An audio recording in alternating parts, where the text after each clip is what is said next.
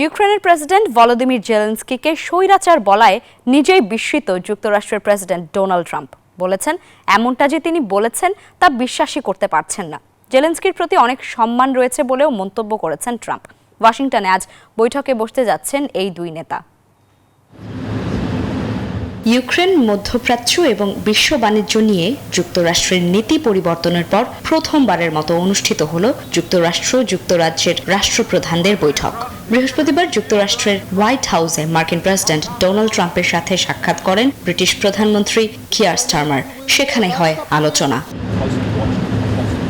দ্বিপক্ষীয় বৈঠকের পর সাংবাদিকদের সঙ্গে আলাপকালে ইউক্রেন ইস্যুতে রুশ প্রেসিডেন্ট ভ্লাদিমির পুতিনের ওপর নিজের আস্থার কথা জানান ট্রাম্প। তবে ব্রিটিশ প্রধানমন্ত্রীর সামনে করা এক প্রশ্নে ইউক্রেনের প্রেসিডেন্ট ভলোদিমির জেলেনস্কিকে স্বৈরাচার বলে মন্তব্যটিকে অস্বীকার করেন তিনি, বরং তাকে সম্মান জানান মার্কিন প্রেসিডেন্ট।